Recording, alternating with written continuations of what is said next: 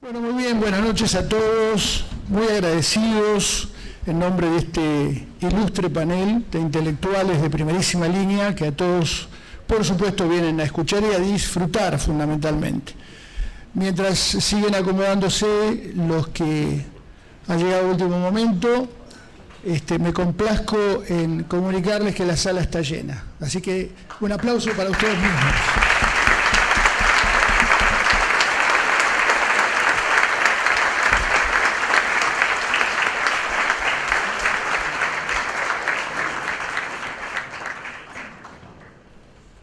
Siempre con el temor de cometer alguna omisión, queremos agradecer especialmente la presencia de algunas personalidades que se han acercado para participar de este evento, al cual agradecemos la molestia de haber estado con nosotros en esta noche. En particular, muy agradecido a la señora Silvia Ibarzábal, presidente de AFAVITA y familiares víctimas del terrorismo, Cecilia Pando, presidenta de AFIAPA, Asociación de Familiares de los Presos Políticos, el ingeniero Álvaro Alzogaray, referente liberal de nuestra ciudad, el licenciado Gabriel Ballerini, en representación de las iglesias evangélicas, el señor Carlos Romero, presidente de la Comisión de Homenaje de la Policía y Ciudadanos Muertos por la Delincuencia, el doctor Ariel Corbat, en representación de Encender, Encuentro de Centro Derecha, el señor José D'Angelo, del Frente Federal Familia y Vida, el señor Carlos Mazzola, del Partido Demócrata de la provincia de Buenos Aires, ex secretario de Gobierno de Lobos,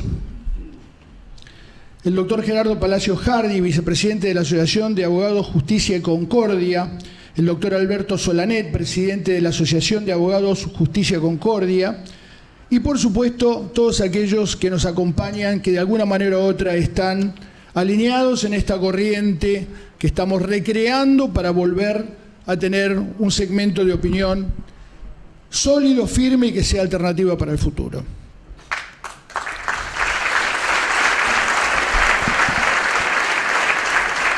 La modalidad de esta mesa de diálogo, como hemos dado en llamar, va a ser la presentación por orden alfabético de los 4 expositores en un plazo aproximado de los 15 minutos, concluido el cual vamos a invitar a aquellos que tengan interés a formular preguntas por escrito, riguroso escrito, en el cual algunas de nuestros colaboradores van a distribuir unos papeles a quien levante la mano y lo pida.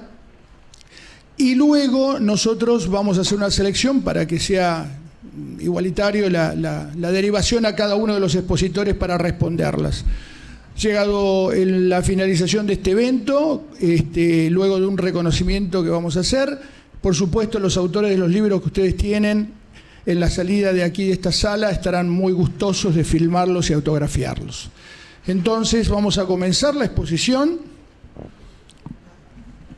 con la presencia de Agustín Laje, politólogo, periodista y escritor argentino, nacido en la ciudad de Córdoba, que es donde vive, y lleva publicados varios libros, participando en medios de comunicaciones tales como La Prensa, Infobae, La Voz del Interior, Perfil, la revista Forbes, entre otros, y además es fundador y director de la Fundación Centro de Estudios Libre, una organización no gubernamental de ideología liberal conservadora que busca promover el respeto por la libertad individual, la propiedad privada y el republicanismo. Ha brindado conferencias muy exitosas, por cierto, en las principales ciudades de América Latina, Europa y Estados Unidos sobre temas históricos, políticos y filosóficos. Con ustedes, Agustín Laje.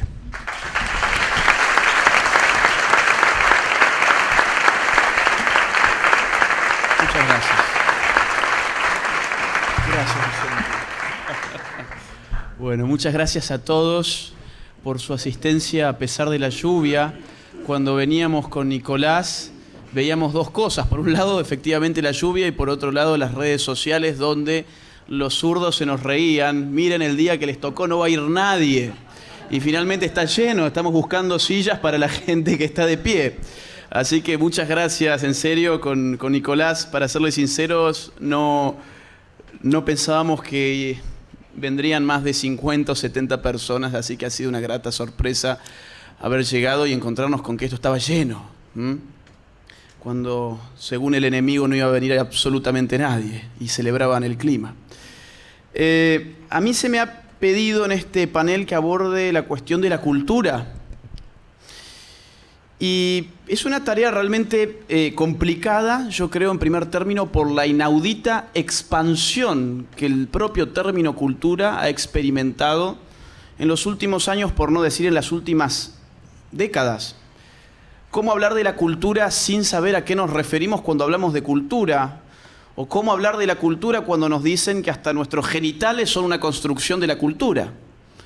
Vivimos efectivamente en una etapa, en un contexto sociohistórico, en el cual la cultura parece explicarlo todo está en función de la cultura, y cualquier estudiante de humanidades o de ciencias sociales sabe muy bien que respondiendo sencillamente es una construcción cultural se garantiza tener un 10.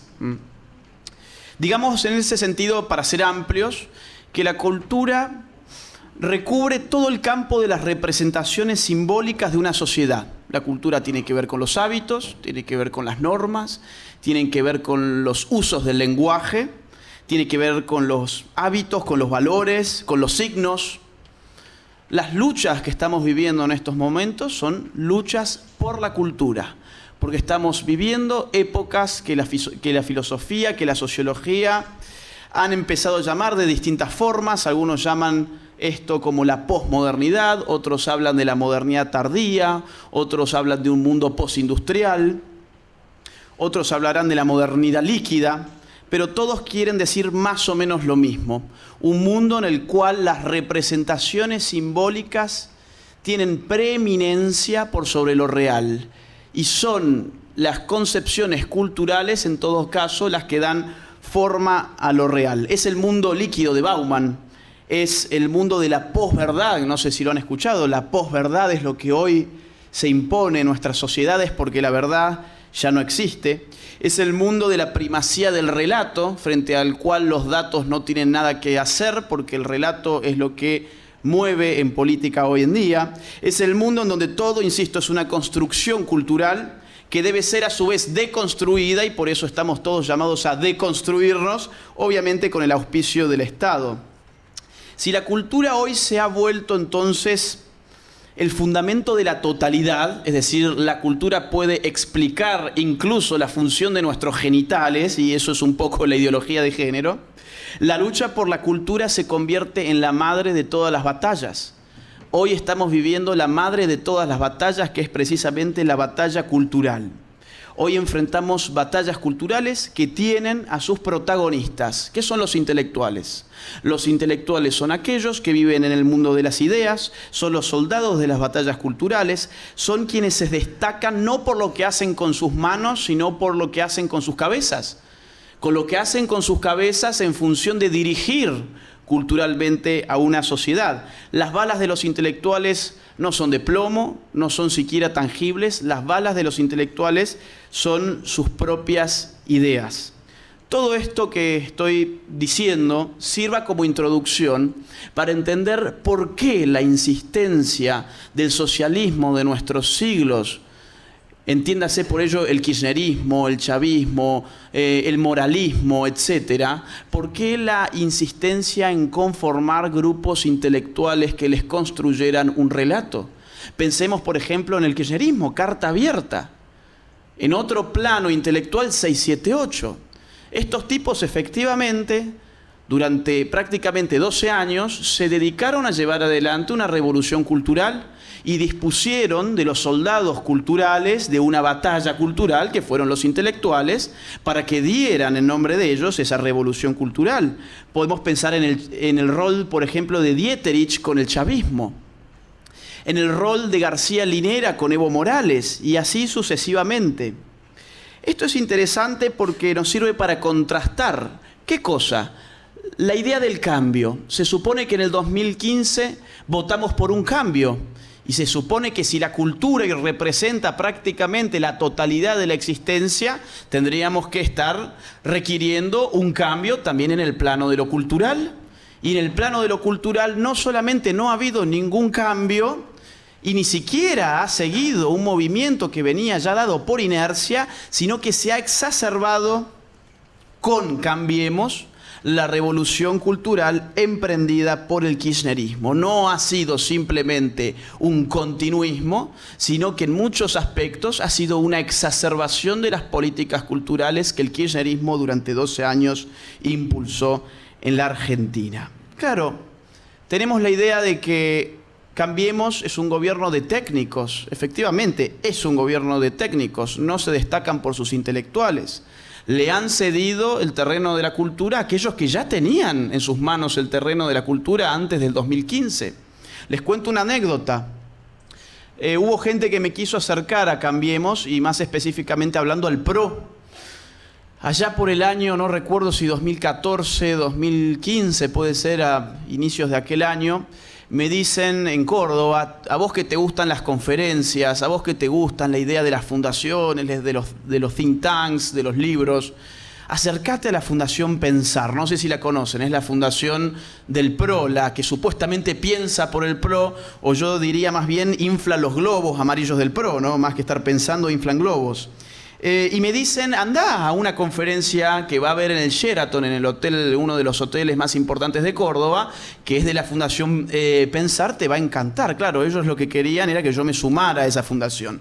Llegué y quienes iban a disertar, sin que yo supiera previamente, eran 3 personajes. Uno llamado Doña Jovita, que es un capo cómico de Carlos Paz. Otro llamado José Palazzo, que es un rockero de Córdoba, y una jugadora de las Leonas.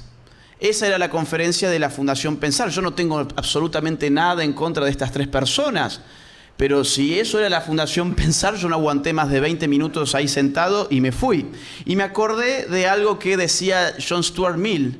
John Stuart Mill decía lo siguiente: nadie puede ser un gran pensador si no considera como su primordial deber en calidad de pensador, ¿se entiende?, dice John Stuart Mill, el seguir su inteligencia a donde quiera que ella puede llevarle. Bueno, los pensadores de Macri, su inteligencia los llevó hasta el Ravi Shankar, por ejemplo.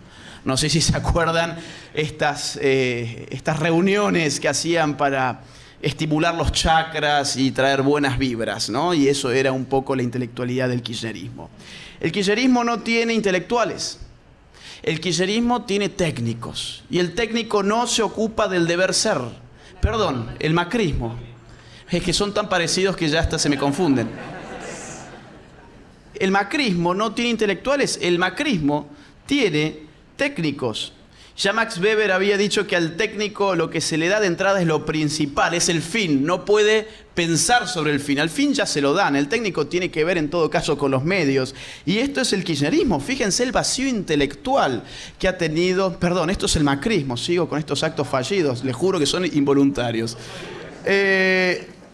Al macrismo podemos reconocerles, entre comillas, 3 intelectuales que han dado supuestamente una lucha cultural. Uno de ellos es Alejandro Rosigner. No sé si lo ubican, el barbudo. Bueno, Alejandro Rosigner destaca por los talleres del entusiasmo que da en la Escuela de Dirigentes del PRO, que consta de unidades como superación del melodrama y ganas de vivir. Se ve que hay gente en el PRO que no tiene muchas ganas de vivir, de los dirigentes, entonces se someten a estos cursos que da este filósofo, este gran pensador. Iván Petrella, justamente quien dirigió la Fundación Pensar, dijo lo siguiente en septiembre de este año: Cambiemos es un gobierno progresista. Es decir, no nos engañan, nos dicen la verdad.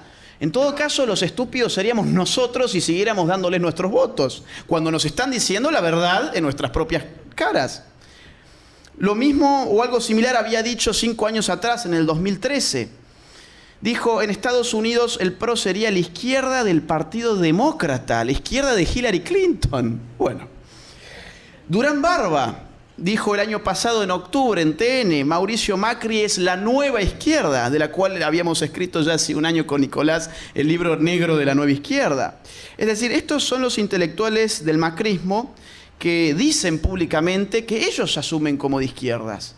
Entonces la gran pregunta es: ¿por qué nos sorprendemos si en la cultura vemos una continuidad de las políticas que emprendió el kirchnerismo, y no solamente una continuidad, sino incluso una exacerbación. Les voy a dar algunos ejemplos de cómo esto se ha intensificado. Sin haber anunciado en su campaña que el aborto iba a estar entre el plan del gobierno, este año nos metieron el aborto por la ventana. Sí, los únicos que dijeron que iban a hacerlo fueron aquellos que sacaron no sé si 2 o 3 puntos, los amigos y militantes de Nico del Caño. Nico del Caño dijo, queremos el aborto, nosotros vamos a llevar el aborto, nadie más lo había dicho y ahora resulta que todos empezamos a discutir el aborto. Los más importantes ministros del gobierno jugaron a favor del aborto. Yo entiendo que hay gente que dice, no, bueno, pero Esteban Bullrich, no, bueno, pero sí. Pero el más importante en este asunto, que fue el ministro de Salud, jugó declaradamente y fue el militante número 1 en favor del aborto en las 2 cámaras. Perdieron el aborto. Al día siguiente fueron con la reforma del Código Penal para meter el aborto por esa vía. Ahora eso se les frenó un poco y dijeron, bueno, entonces vamos por lo menos a reacondicionar la cultura nuevamente a través de la ESI, la educación sexual integral. ¿Y qué hicieron? Firmaron un convenio con la Fundación Huésped para que sea la Fundación Huésped aquella encargada de diagramar los planes de estudios de la educación sexual integral. ¿Qué es la Fundación Huésped? Una fundación LGBT pro aborto que en su propia página web, ustedes la pueden buscar, tiene una sección sobre las fuentes de financiamiento de Fundación Huésped y menciona, por supuesto, a Planned Parenthood. Y hoy es la socia del gobierno nacional en lo que hace a la educación sexual de nuestros hijos, con lo cual podemos concluir que aquellos que pretendían que abortáramos a nuestros hijos y que quieren abortar a los suyos, son los mismos que hoy nos dicen cómo tenemos que educarlos. El crédito con el FMI. Agustín, estábamos hablando con Agustín los otros días, hace como un mes y medio. Y Agustín me dice, yo no lo podía creer como economista, cuando estaba revisando el acuerdo o el preacuerdo, política monetaria, política de género y después abajo política fiscal. ¿Qué hacía la política de género en el preacuerdo con el FMI y qué busca el FMI con las políticas de género en nuestros países? W20, no sé si lo vieron, es como el G20 pero de las mujeres, un discurso de Macri que empieza diciendo hola a todos y a todas. Yo cuando lo veía parecía Cristina Kirchner. Hola a todos y a todas. Y dice, este gobierno se compromete con la perspectiva de género, es decir, la ideología de género en términos amables, y para esto no hay marcha atrás.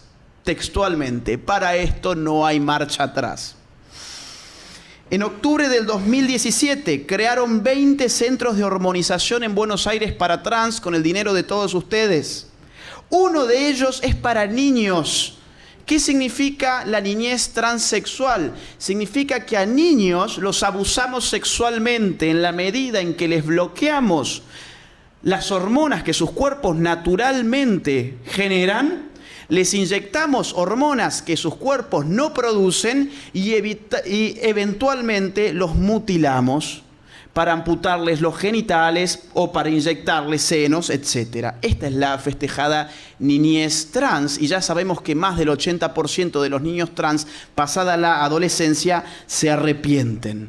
Octubre de este año, $200 millones de crédito del BID para políticas de género. Se rechazó el aborto. Ahí nomás, al mes siguiente, $200 millones, no para paliar el hambre que el pueblo tiene, no para ayudar en la crisis económica, sino para políticas de género, $200 millones que tendremos que pagar, no Macri, sino nosotros. Financiamos ahora el lenguaje inclusivo.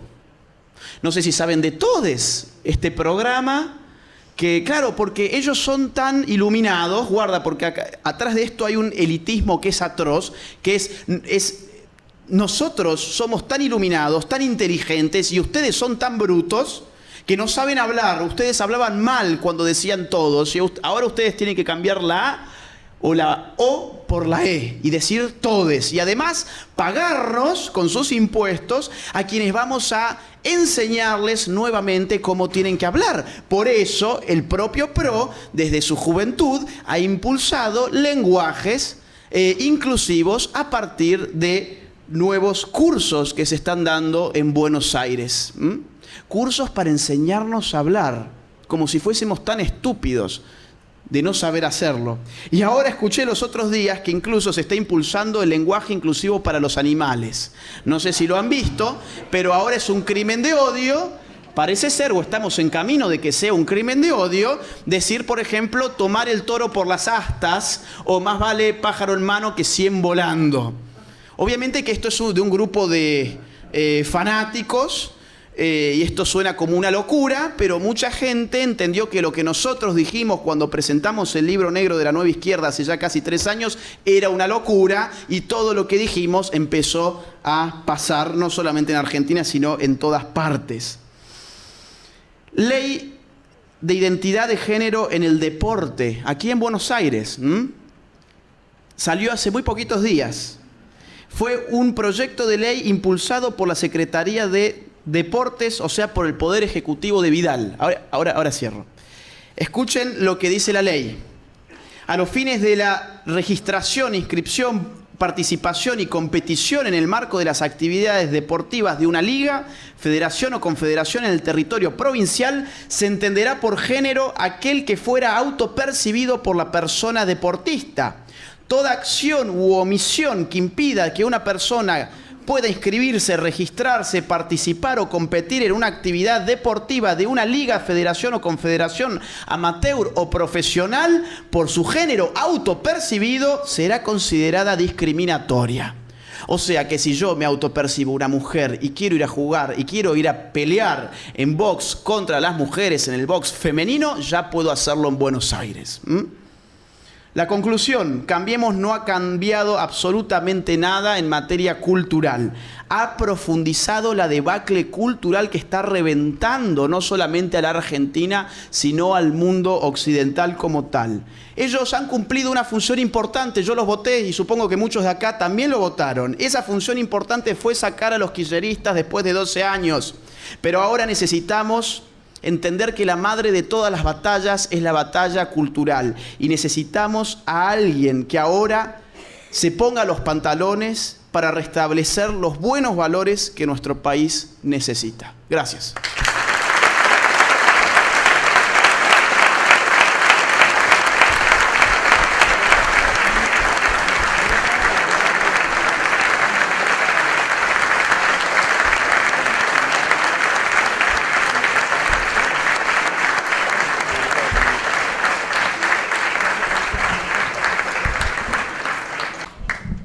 Muchas gracias, Agustín. No dudo de que le deben haber quedado en el tintero más o menos 500 o 600 temas aproximadamente, que seguramente abordará en una próxima, y lo comprometemos, en una próxima convocatoria como esta, porque creo que estos temas son vitales para el futuro y seguramente todos estamos ávidos de conocer los fundamentos que muy bien elabora, por supuesto, Agustín. Ya antes de pasar al segundo expositor, quiero destacar la presencia, quiero recordar que este evento ha sido organizado por el Partido Demócrata Nacional, flamante partido que verá la luz en el Juzgado Federal en la próxima semana, si Dios quiere.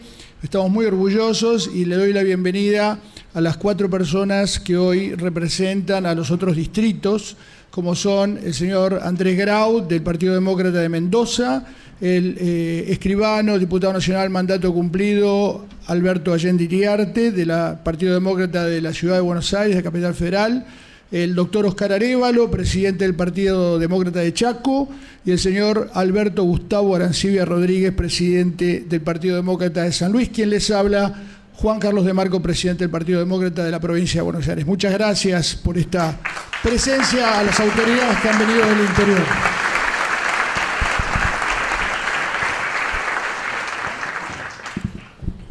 El siguiente expositor, también muy conocido, hacen una pareja impresionante junto con Agustín en los distintos ámbitos intelectuales, no solamente de la República Argentina, sino del exterior. Es una cuestión de género. Nicolás Márquez es abogado y docente graduado en la Facultad de Ciencias de la Educación en la Universidad Privada de la Fraternidad de Agrupaciones Santo Tomás de Aquino de Mar del Plata en 2012. Y además es diplomado en Filosofía Tomista. Márquez es colaborador del Hispanic American Center for Economic Research, ACER, de Washington, cuyo objetivo es la defensa de la libertad y el libre mercado.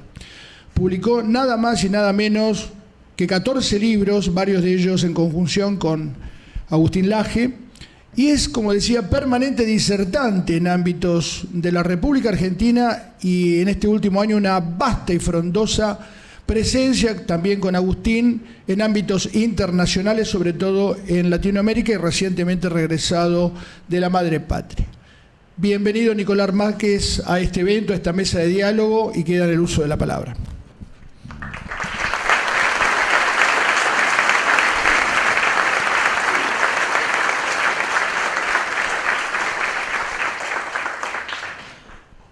Bueno, muchísimas gracias al Partido Demócrata, a Juan Carlos de Marco.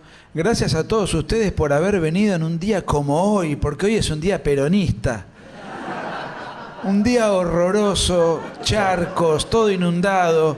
Les cuento una intimidad. Vicente me llama por teléfono, preocupado, estaba viniendo para acá. Me dice, yo creo que deberíamos suspenderlo. Y la verdad que yo creo que también, pero faltan 10 minutos. ¿Qué vamos a hacer? Realmente muchísimas gracias, inclusive a los que están, está bien dicho, ese lenguaje inclusivo, a los que están parados, si quieren un poco más de comodidad, acá a la izquierda, lamento decir la palabra izquierda, hay unas cuantas sillas que seguramente van a estar un poco más cómodos, pueden entrar por aquella puerta. Bueno, muchísimas gracias. Como es esto, es una reunión de amigos, yo quería comentarles lo siguiente. Hay parte de lo que iba a decir, lo adelantó Agustín, así que ni siquiera creo que pueda concluir con los 15 minutos. Una cosa más.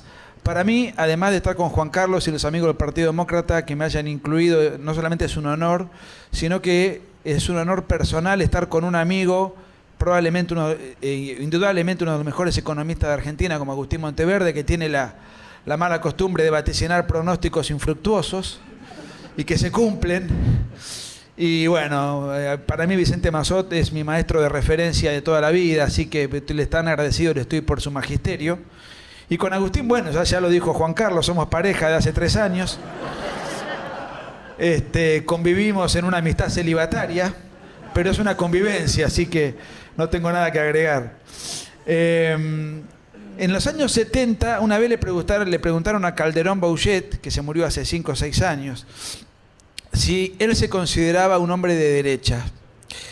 Y él dio una definición que a mí me encantó y la usé desde entonces, siempre citando a Calderón Bouchet. Él decía que de derecha que sería todo aquel, o sería toda manifestación de pensamiento que se opone a la izquierda. O sea, él dio una definición política no ideológica. Y entonces dijo, y agrega, me siento comprendido dentro de la vastedad del adjetivo. De manera tal que él no dio una definición conceptual, sino una definición política. Yo tampoco voy a dar una definición conceptual, pero me gustaría reflexionar acerca de qué es la derecha en Argentina en función de esa definición. Y para mí existen 3 espacios, tres bastiones, si se quiere, o 3 ítems que yo puedo sindicar como la derecha. No quiere decir que cada uno de esos sectores piensen lo mismo entre sí. Pueden tener coincidencias, pero también tienen diferencias. Y para mí esos 3 sectores son el nacionalismo, el liberalismo y el conservadorismo.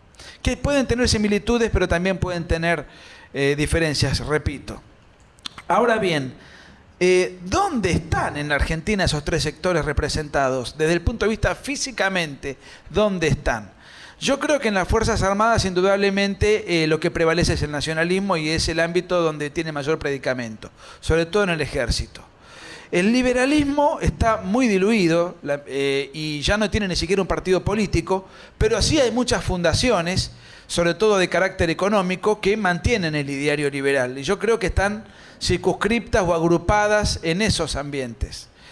Y el conservadorismo, yo creo que en los últimos tiempos se ha caracterizado por la defensa y el rescate de determinados valores objetivos que estuvieron en disputa durante el kirchnerismo y el macrismo, como bien señaló Agustín, y que de alguna manera esos sectores salieron a la calle, sobre todo cuando se discutió el aborto y otros asuntos que ahora se están discutiendo, como la educación sexual integral.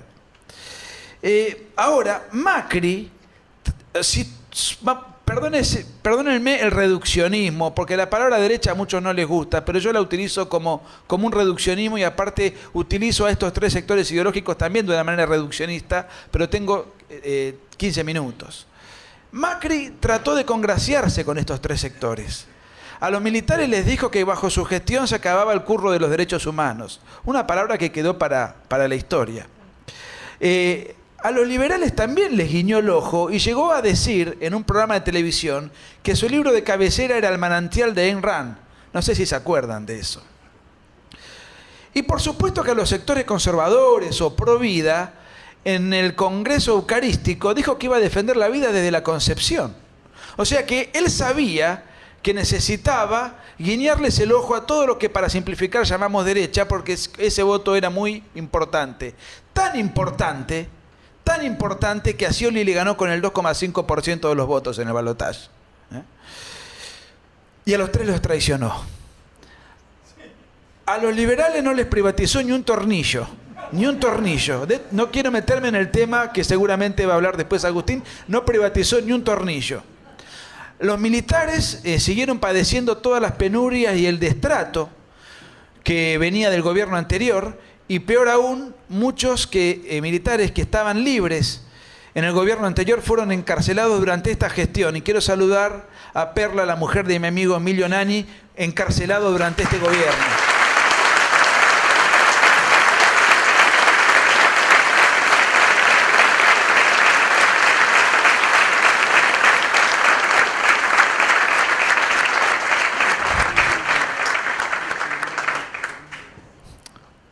Inclusive en el tema militar,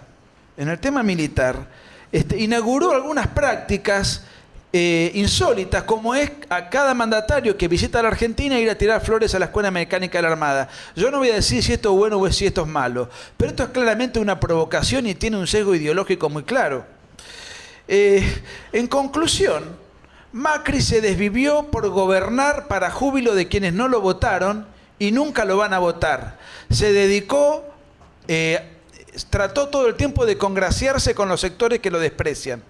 Y los sectores afines que él podría haber agrupado, los destrató, o como se dice ahora, los ninguneó. Él pudo haberse convertido en un presidente conservador que tenía que pagar el costo político de hacer transformaciones de fondo. Sin embargo, dedicó su disyuntiva a convertirse en una suerte de amable socialdemócrata, un hombre de diálogo y resoluto, y que va a tener que pagar el costo político en el último año de su gestión, precisamente en el año electoral. Ahora, ¿qué pasa con todo el electorado que él traicionó? ¿A dónde está? ¿Cómo vive esa traición o ese destrato o ese desprecio, o como le quieran llamar, o esa deslealtad? Bueno, desde el punto de vista del catecismo Durán Barbiano, las reflexiones que se elaboraban dentro del PRO eran dos. Por un lado, decían, bueno, estos sectores, estos ambientes, aunque no hace falta que los atendamos, porque no van a votar igual. Si no tienen a quién votar, ¿a quién van a votar? Si horrorizados por los 12 años de gobierno anterior, no les va a quedar más remedio que votar por lo que ellos consideran el mal menor. Entonces ni hace falta que les prestemos atención. No van a votar igual porque están entrampados. Son rehenes de nuestro partido. Y el otro aspecto, y esto el otro aspecto que es propio de Vicente Massot, que como siempre lo leo y anoto todo lo que él dice, era el siguiente: nosotros podemos destratar a un sector político y no vamos a pagar ningún costo político si no hay elecciones en el corto plazo. Perdón, vamos a pagar un costo político si hay elecciones en el corto plazo, pero si las elecciones son dentro de un año, con la desmemoria social que prevalece en la Argentina, nos van a terminar votando igual. Lo que pasa es que estas tres traiciones, o las traiciones a estos tres sectores, se van a mantener el año que viene. El año que viene se va a discutir la ESI, se va a discutir la despenalización del aborto en el Código Penal, se va a discutir la ley del aborto y tantas otras cosas. De manera que cuando llegue el mes de octubre, esto va a estar en la agenda de manera muy vigente. Los militares van a seguir encarcelados. Y tampoco creo, y después lo voy a escuchar con mucha atención a Agustín, que el cambio económico se vaya a dar el año que viene. Y además hay una frase que a mí me gusta mucho, no sé de quién es, que dice que un político puede cambiar de ideología, pero nunca va a cambiar de carácter o de personalidad. Y para llevar adelante reformas de fondo, Macri tendrá que cambiar su personalidad, no la ideología. Y eso es inconmovible, es inmutable. Por otra parte, ya anticipó, y esto lo dijo Agustín, en muchas de las políticas que está llevando adelante, no va a dar marcha atrás. Ahora, ¿qué pasa entonces con todo nuestro ambiente y nuestro sector? Resulta que desde la nada empiezan a movilizarse muchos partidos, partidos nuevos, partidos flamantes, partidos que eran tradicionales, pero que logran reorganizarse, y aparece en escena un candidato que nos puede gustar o no su campera, pero que se llama Alfredo Olmedo, y que precisamente...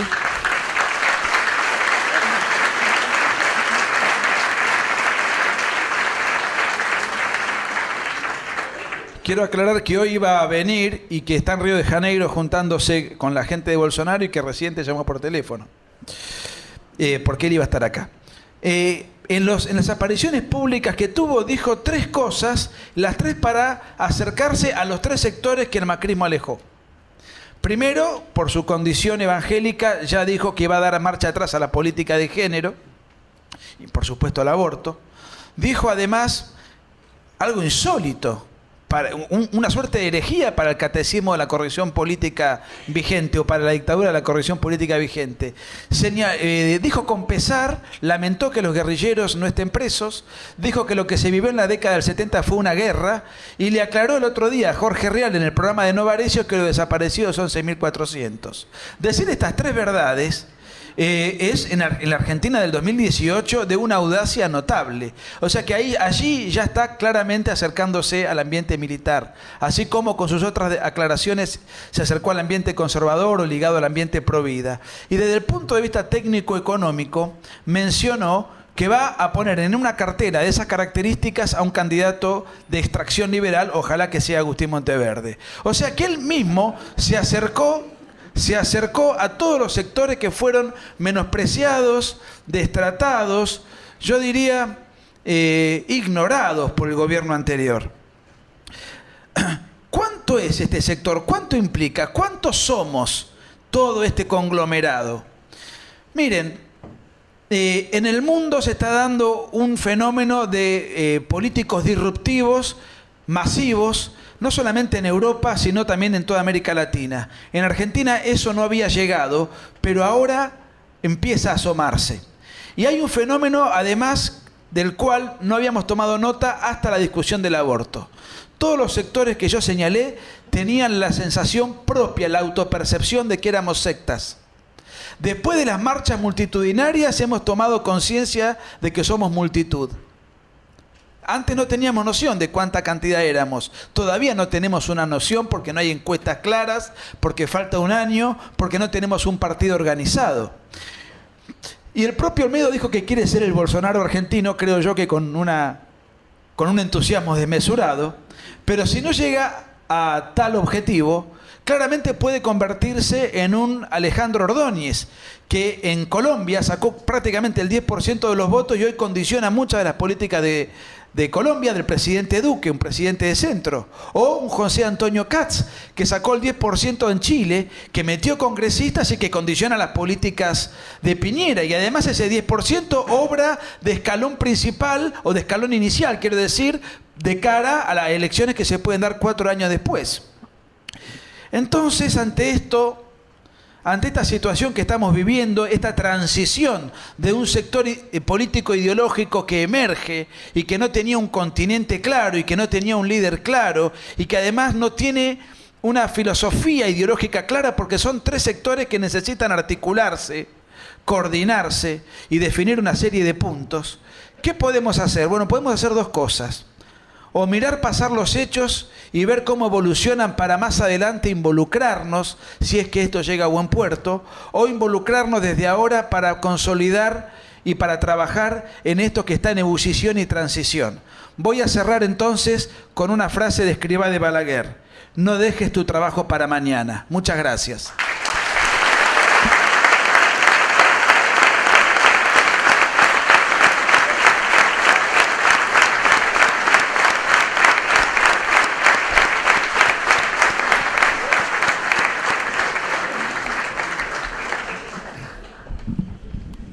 Muy bien, muchas gracias Nicolás Márquez, su claridad conceptual.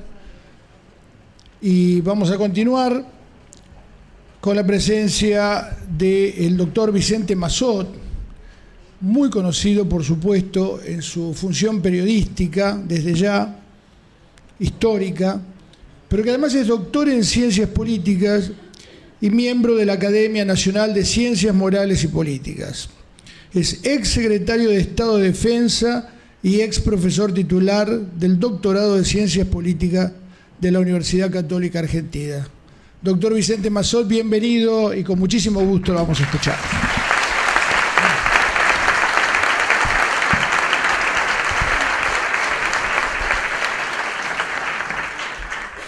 Buenas noches a todos.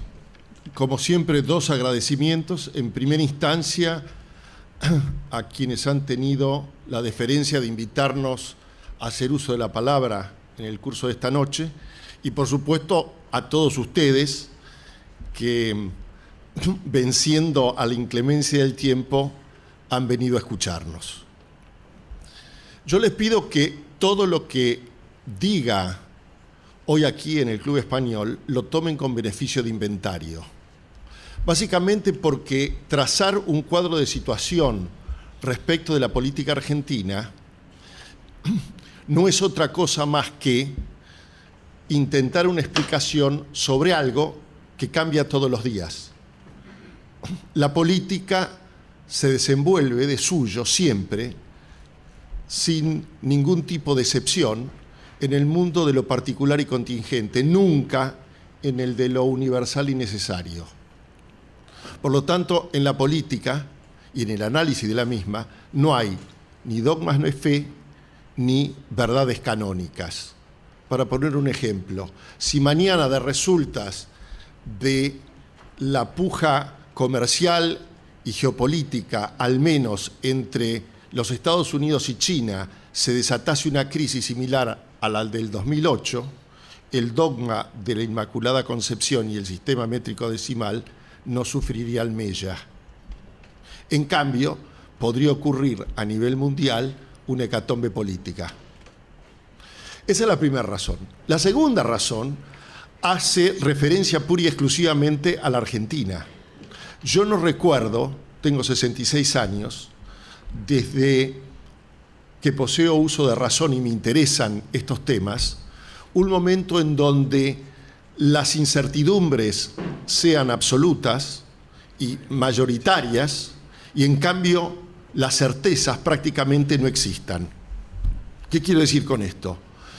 Si ustedes se ponen a pensar y repasan no solamente el calendario, sino los principales problemas, cuestiones, temas que habremos de tratar los argentinos y forman parte de la agenda de todos los partidos entre hoy y octubre del año que viene, en que se sustanciarán los comicios de carácter general para elegir al próximo presidente, con lo que nos vamos a encontrar es, uno, no sabemos cuándo se va a votar y cómo se va a votar en el principal distrito electoral del país, la provincia de Buenos Aires, que congrega casi el 40% del electorado nacional.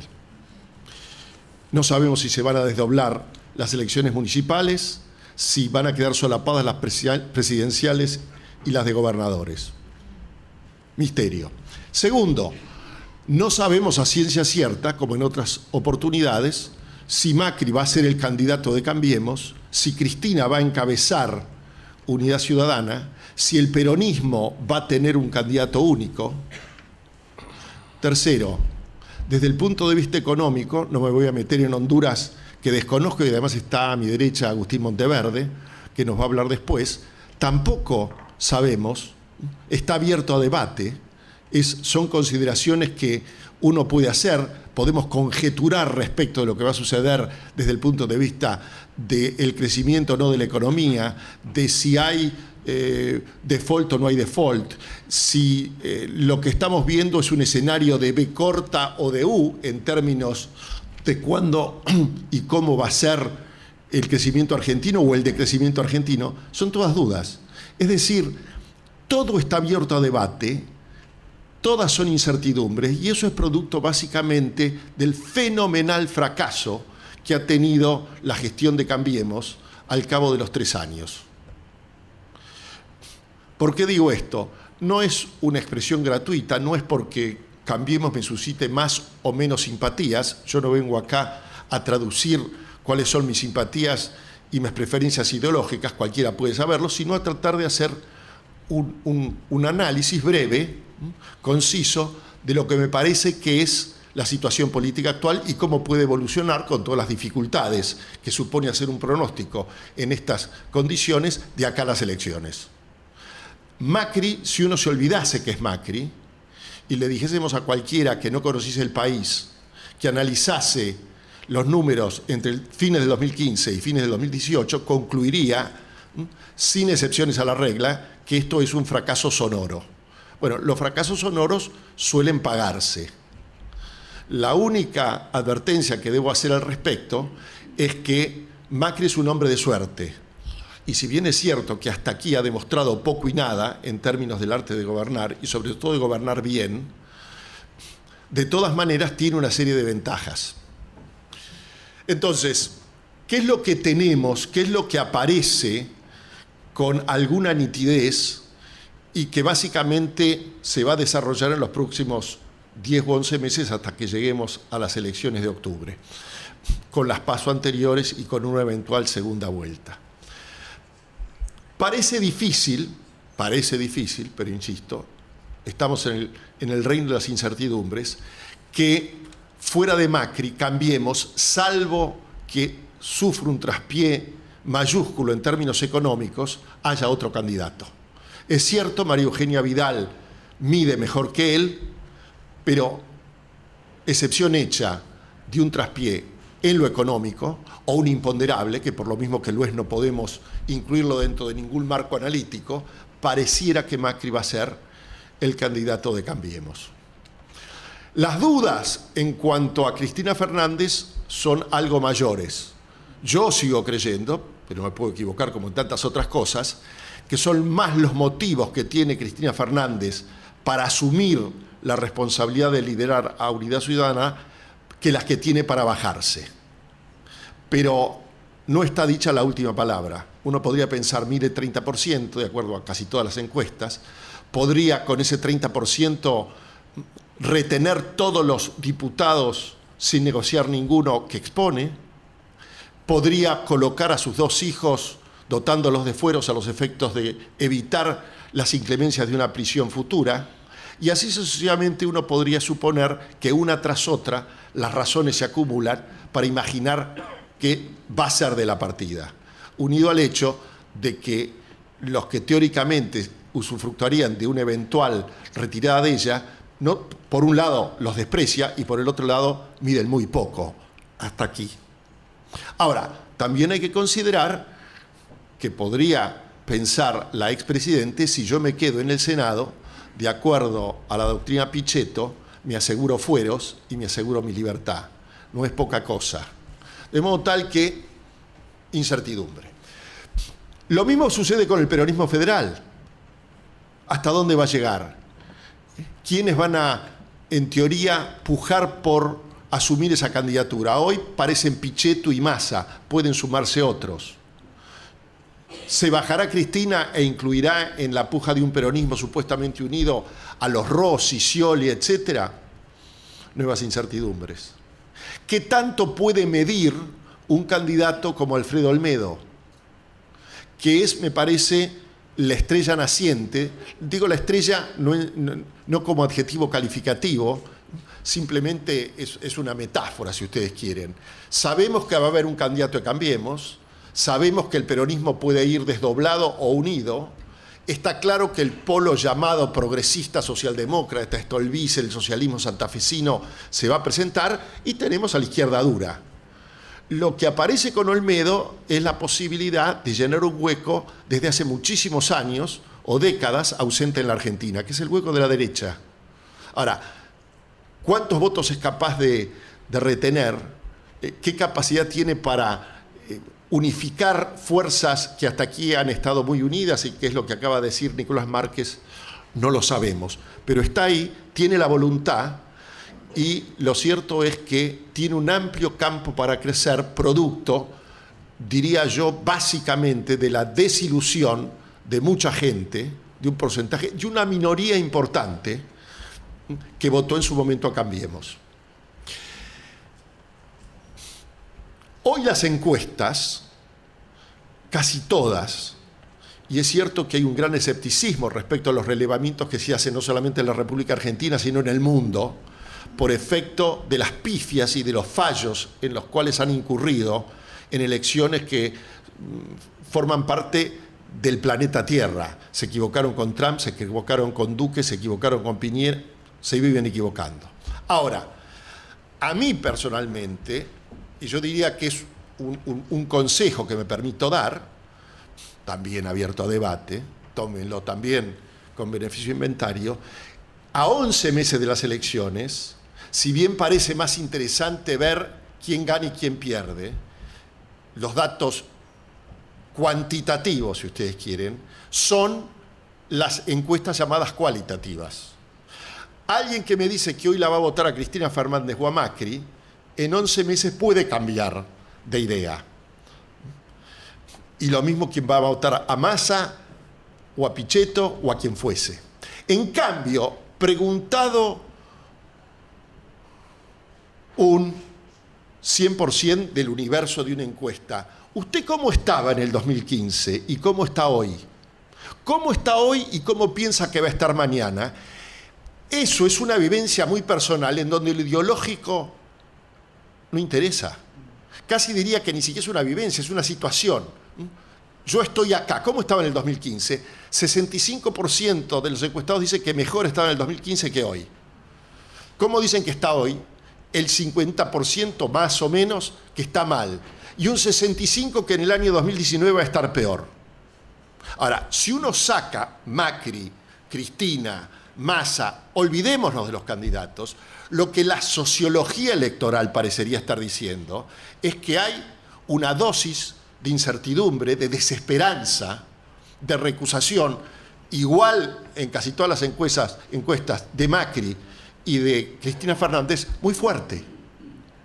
Ahí hay un caldo de cultivo que habrá que ver quién lo aprovecha. Hoy vengo de, por lo menos, analizar rápidamente la última encuesta que me llegó. Macri y Cristina están empatados en primera vuelta, empatados en segunda vuelta y empatados en indecisos, con márgenes del 65-70 de la gente entre malo y muy malo. Dice, mi situación hoy es mala, el año que viene va a ser peor. Y la esperanza que tengo para el año que viene es menor de las que tenía para este año. Ese dato cualitativo es mucho más importante que el 30% que hoy pueden estar teniendo uno y otro los principales candidatos. Voy terminando. Ventajas, es decir, ¿qué tiene Macri a favor? Macri tiene a favor el miedo. ¿Y qué puede tener en contra? La economía. ¿Qué tiene Cristina Fernández a favor? Cristina Fernández tiene que rogar que la economía de Macri le vaya mal. Lo único que puede generar que el miedo pase a un segundo plano es si la situación al momento de votar es peor que la actual. En ese caso, la tendencia, se me ocurre a mí, de los 4 millones de votantes que sufragaron por Macri, no siendo macristas, puede hacer que dejen de lado el miedo y voten a otro candidato, a Cristina Fernández o cualquier otro. Macri tiene más elementos, podría mejorar la economía, depende en parte de él. Cristina Fernández no tiene ningún elemento a su favor. Tiene que prenderle velas a la Virgen que esto vaya mucho peor, que la situación económica y social sea peor. Y por fuera de eso hay una segunda vuelta en donde evidentemente la alevosía, no lo digo peyorativamente, pero de alguna manera es una alevosía, nos obligan a votar blanco-negro, es una elección binaria, no tenemos opciones. En ese orden, la especulación, me parece, de Macri hoy y de Cambiemos sigue teniendo, no sé si más vigencia, pero más fuerza que la eventual imaginación o conjetura que pueda hacer Cristina Fernández u otro respecto a la segunda vuelta. Algo lo adelantó Nicolás Márquez. El macrismo sigue creyendo que sí, los que votaron católicos por mí y hoy están desencantados, ¿qué van a hacer? ¿La van a votar a Cristina? Y los militares que creyeron, lo van a votar a Cristina, etcétera, etcétera, etcétera. Ese es un argumento muy fuerte, que no hay que desmerecer, aun cuando los temas de género, militares, etcétera, van a estar durante la campaña. Y evidentemente eso se va a ver reflejado en la primera votación. Pero en la segunda vamos a tener que votar por uno u otro. Y ese es un dato que hay que tener muy en cuenta. No para anticipar el voto, sino porque es una encerrona en la cual los que no pensamos ni como uno ni como otro, nos vamos a obligar, no sé si a decidirnos, pero saber que esa es, yo diría, y con esto termino, de todas las incertidumbres a las cuales he hecho referencia, que son incertidumbres objetivas, la incertidumbre que a nosotros, yo diría, no, vamos a tener de acá a octubre, y sobre todo en una segunda vuelta, es qué vamos a hacer. Muchas gracias.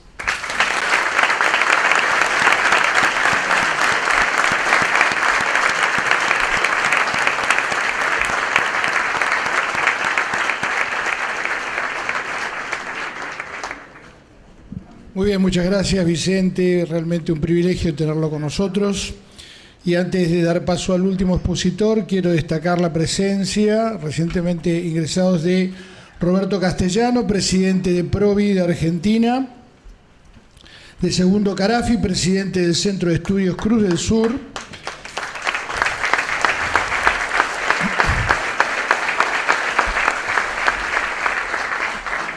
y uno de los periodistas estrellas del Diario La Nación, como es el señor Mariano Barrio.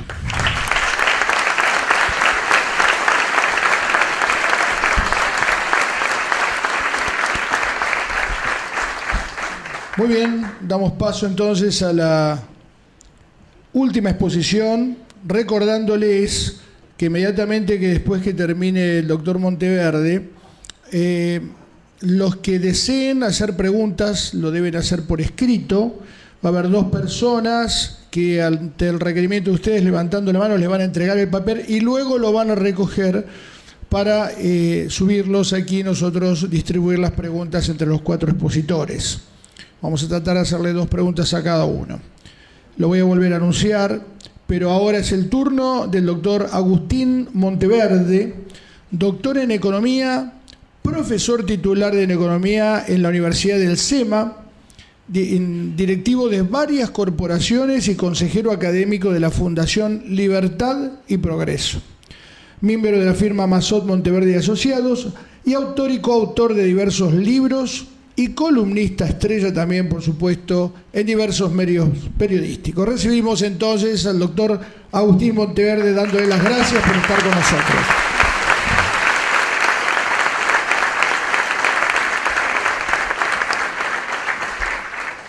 Bueno, el agradecido soy yo de todos ustedes y de los organizadores. Sí, adentrándonos a este tema, que creo que no es el más importante, pero sí, como señalaba Vicente, sí es un tema clave para el futuro electoral, en particular del gobierno.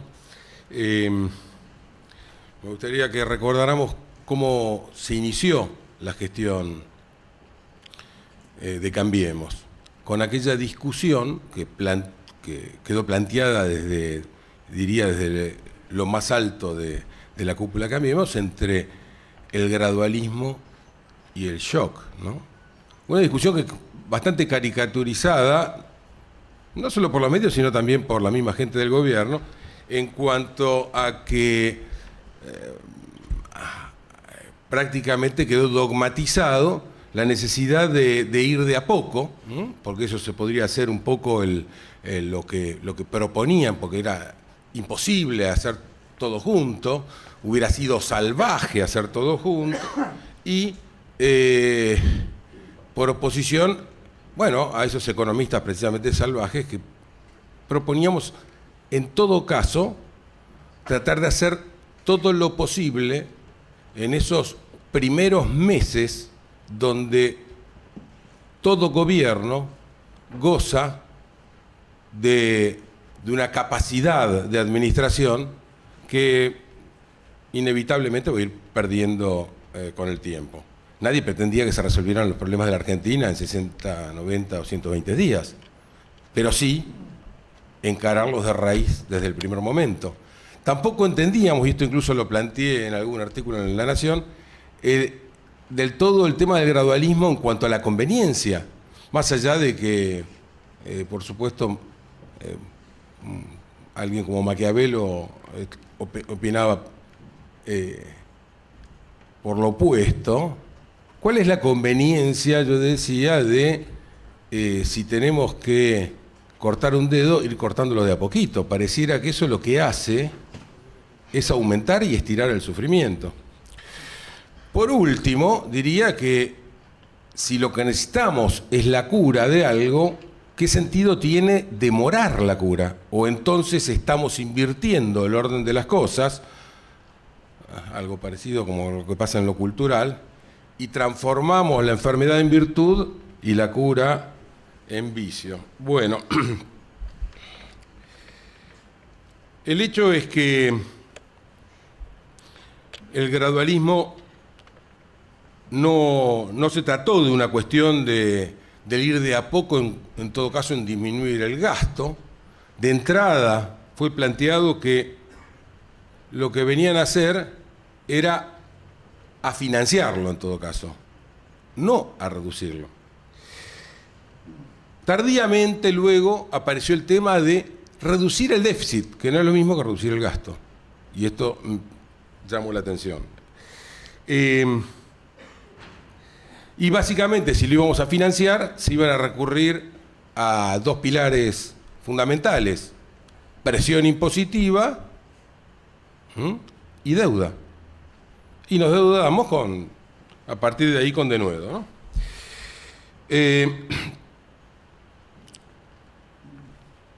A estos dos pilares le agregaron tasas altas de forma tal de reprimir inflación. A mí me gustaría más bien decir postergar inflación por un fenómeno que se produce, pero que no sería largo estirar acá.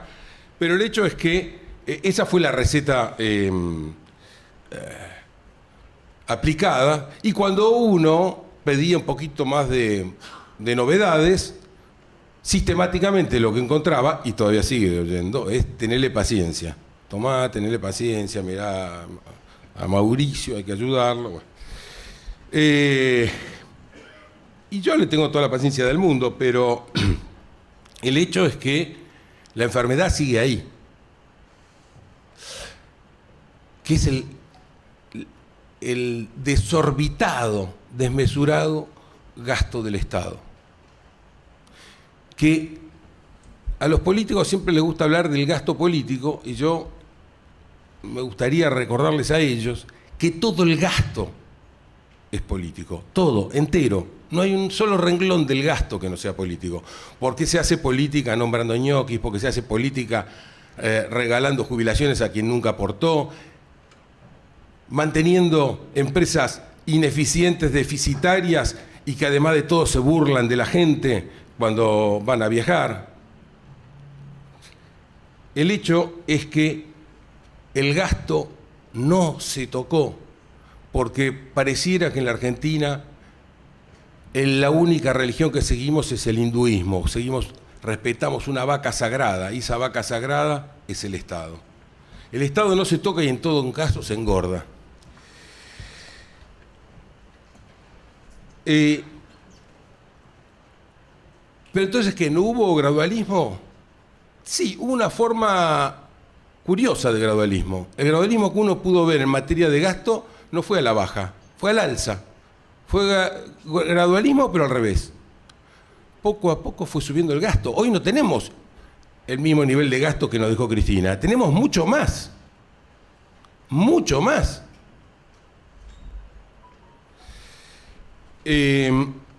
Por eso yo le diría a Nicolás, que hablaba de que no privatizó ni un tornillo, yo diría que nos llenó de tornillos. El hecho es que a principios de abril de este año, el gobierno se encontró con que aquello que muchos economistas les veníamos advirtiendo de cuidado con la bomba cuasi fiscal que se estaba generando, con las LEVAC y demás, bueno, la crisis tocó la puerta y a las pocas semanas, en una forma, a mi juicio, un tanto prematura, el gobierno decidió como una salvación, como tabla de salvación, y lo explicaban así. Con esto ya, chao, listos, salvamos, ¿sí? Fueron al Fondo Monetario.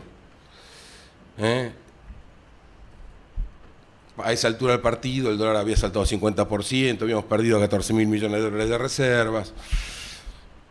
Eso no fue suficiente. No fue suficiente porque a las 48 horas de anunciado el acuerdo, el dólar volvía a subir y los mercados seguían mostrando desconfianza. Pero no solamente el dólar volvía a subir. Lo que había era una fuga de los activos argentinos en general. Otro grave error de diagnóstico de este gobierno. El problema no ha sido que el dólar subiera, era que había una fuga de los activos argentinos en general. Y vean lo que está ocurriendo hoy.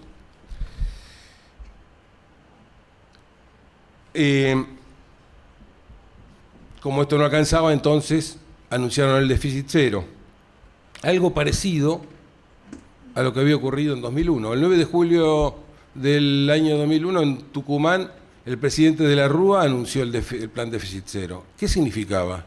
¿Un plan? No, una realidad. Nos habían cerrado las puertas de los mercados de deuda. No habiendo otra forma ya de financiarse, lo único que quedaba era ajustarse el cinturón.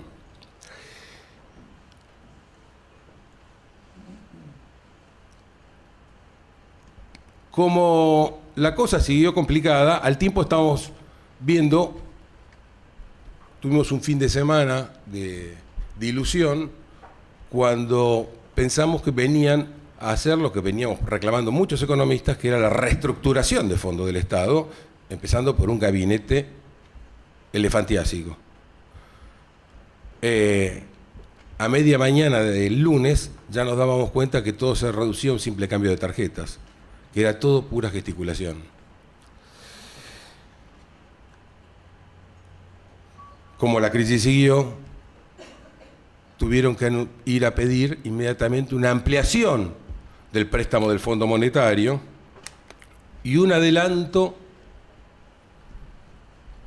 para el 2019. Nunca quedó, de todo lo que se necesitaba para llegar al 2019, nunca quedó tan transparentada la vocación de un gobierno de tener como único propósito llegar a las elecciones. Más ostensible imposible.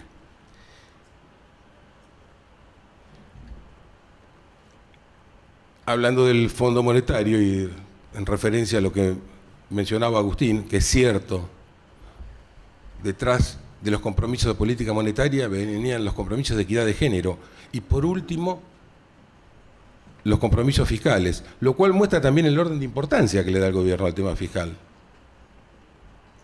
El gasto nunca se toca. El hecho es que, si bien algunos dicen, bueno, este plan Durar, ¿no? Lo que tiene es un exceso de timidez para encarar los cambios que la Argentina necesita, yo le diría que no ha mostrado tanta timidez en aplicar. Yo no estoy tan seguro que no sea un gobierno de shock, porque lo que se está aplicando ahora con el nuevo plan, el último, el doble cero, déficit cero, emisión cero, es un terrible shock, no fiscal, pero sí impositivo, monetario y de deuda. Y ahí sí que no hay nada de timidez, ¿eh? Las tasas vuelan a niveles astronómicos. Uno se puede preguntar quién va a invertir en la Argentina cuando la tasa de interés supera largamente, pero largamente, la tasa de retorno al capital de cualquier ramo de negocio, salvo el narcotráfico.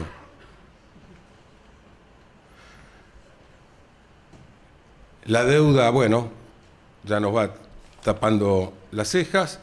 Y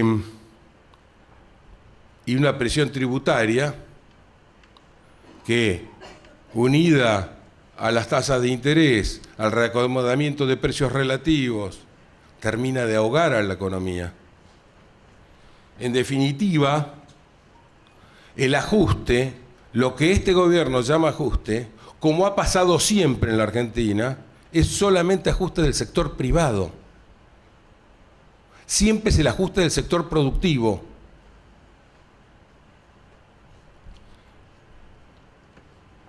Aplicar restricciones financieras a un problema de índole fiscal es tener una vocación por la destrucción del sector productivo.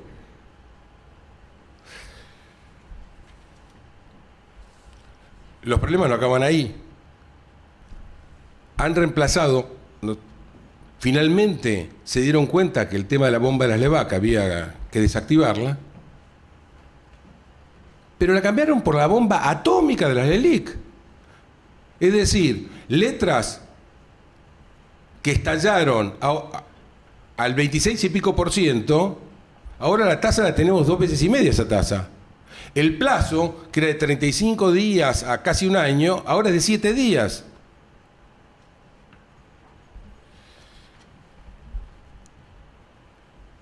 Y le pasaron la pelota al sistema bancario. Porque ahora la gran diferencia que tienen las LEVAC y las LELIC, y lo muestran como una ventaja, como una virtud, es que tienen más estabilidad, a pesar de que tienen menos plazo. Uno dice, ¿cómo que tiene más estabilidad? Ah, no, porque lo tienen los bancos. Claro, lo que están desnudando ahí es la fragilidad institucional del sistema bancario argentino, de que ante una llamadita del presidente del Central hay que avenirse a la voluntad de... Lo que no entienden es que los bancos serán manipulables, serán dóciles a las autoridades, pero no así sus clientes, no así los depositantes. Con lo cual, lo que estoy diciendo es que se vislumbra hacia futuro, con encajes remunerados que ya representan casi, van camino a representar la mitad de los depósitos, se vislumbra ahí que el próximo episodio financiero va a tener centro de gravedad en el sistema bancario. Y digo, ¿pero por qué me habla de un próximo episodio financiero?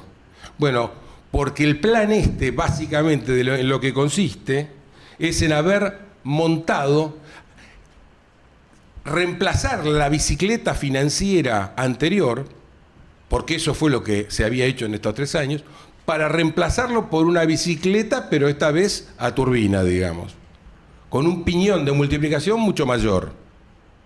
Ahora, el arte de andar en bicicleta es bajarse a tiempo, porque quien se sube a una bicicleta financiera, lo que hace es contar sus ganancias en dólares y las quiere realizar. Sabe que no puede ser el último en apagar la luz, porque eso sería carísimo, podría representar perder la mitad de su patrimonio. Por lo tanto, si este plan tiene fecha de vencimiento ya sellada, ¿cuál es la fecha de vencimiento? Llegar a las elecciones. Los mercados se adelantan. La probabilidad de que tengan un nuevo episodio es cercana a 1. Altísima.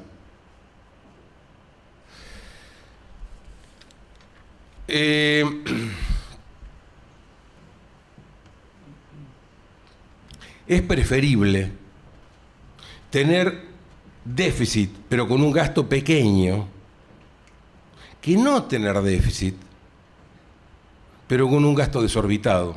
Porque el primero, si lo que hay es un poco de déficit, pero el gasto es pequeño, es cuestión de financiarse hasta resolver el problema. En el otro caso, que es el que nos aflige a nosotros, lo hacemos aplastando al sector productivo.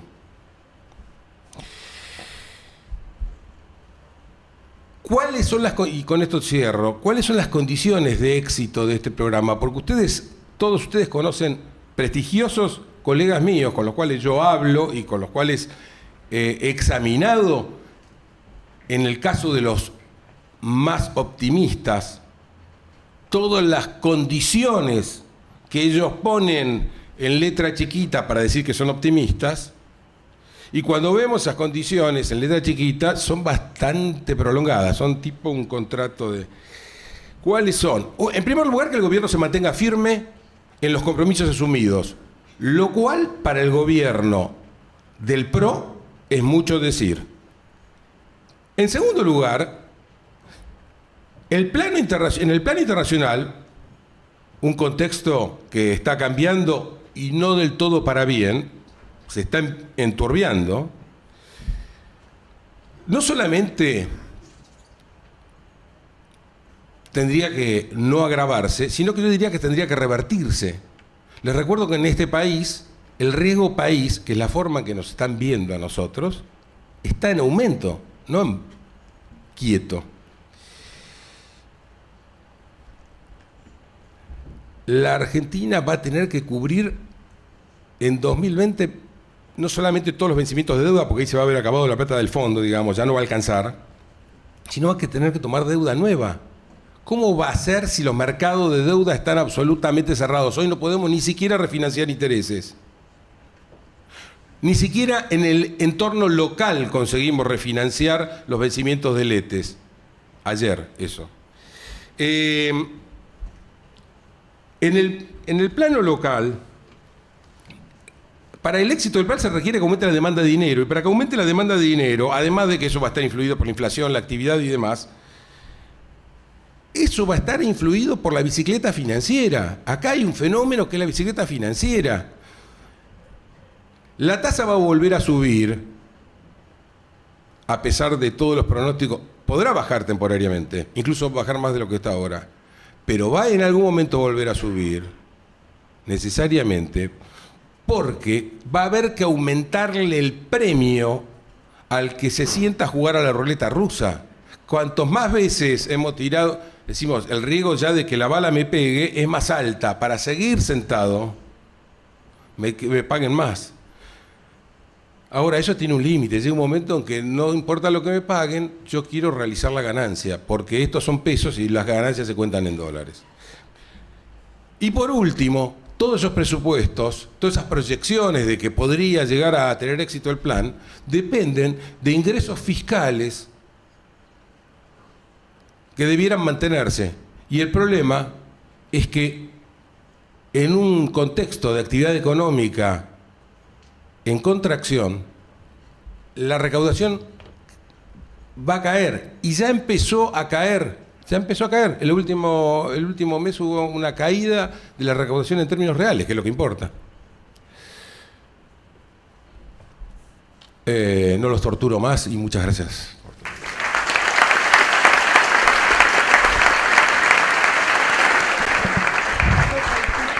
Muchísimas gracias, doctor Agustín Monteverde. De esta manera cerramos las exposiciones preparadas por los 4 ilustres visitantes. Y ahora 2 personas que están aquí, colaboradores, con algunos papeles en la mano, para distribuirlos y poder realizar preguntas por escrito. Muy bien, ya que el doctor Mazzotta ha escogido las preguntas, las 2 que tiene en su poder las va a responder en este momento. La pregunta es, ¿cómo se disminuye el 30% del peronismo-kirchnerismo? Porque es lo que impide la llegada a segunda vuelta de un Olmedo expert, ¿o no? La verdad es que yo voy a contestar en clave telegráfica porque son tantas las preguntas, no porque me quiera evadir de las mismas. Yo creo que no se puede disminuir el 30%. Es más, se me ocurre que si uno suma kirchnerismo más peronismo federal, es algo más que el 30%. Ese 30%, lo que sea, lo que revela, insisto, es el fracaso de Cambiemos. Que Cristina Fernández tenga los índices de adhesión electoral que registran hoy los relevamientos hechos a nivel país, lo que transparenta es el fracaso de Cambiemos en los primeros 3 años. De modo tal que eso no se puede disminuir.